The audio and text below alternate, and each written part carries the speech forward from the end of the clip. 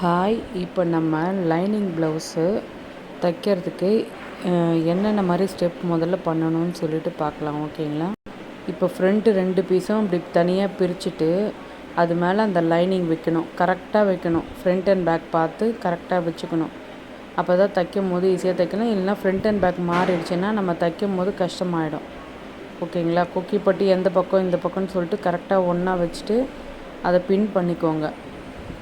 அது மேலே ஏன்னா லைனிங் போது அது மேலே ஒரு தையல் போட்டுட்டு அதுக்கப்புறம் தான் நம்ம ஷேப்பு இதெல்லாம் பிடிக்கும் போது கரெக்டாக வரும். அதுக்காக தான். இல்லைன்னா நம்மளுக்கு நகண்டு போகும். பிகினர்ஸுக்கு ரொம்பவே கஷ்டமாக இருக்கும்.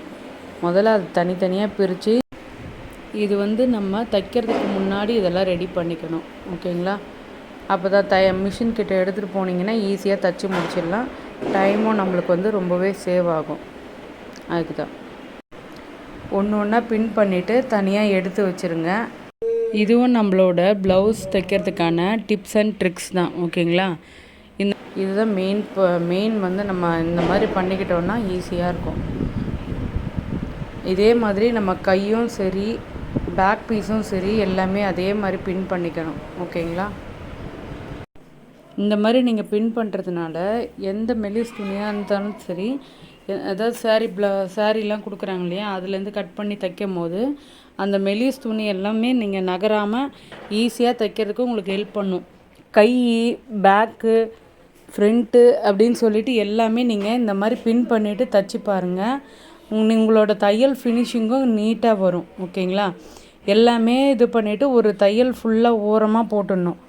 ஓரமாக ஃபுல் தையல் போட்டு எடுத்து மிச்சம் பேலன்ஸ் இருக்க அந்த புடவை துணி வருது இல்லைங்களா, லைனிங் பீஸ் கட் பண்ணக்கூடாது.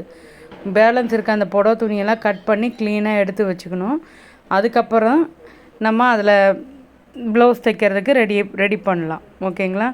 முதல்ல இந்த மாதிரி ரெடி பண்ணால் மட்டும்தான் ப்ளவுஸ் தைக்கிறதுக்கு நம்ம ஸ்டார்ட் பண்ணவே முடியும். இப்படி நம்ம சொல்கிற ஒவ்வொரு டிப்ஸ் அண்ட் ட்ரிக்ஸ் எல்லாத்தையும் நீங்கள் கற்று வச்சுட்டிங்கன்னா ஈஸியாக தைச்சி முடிக்கலாம்.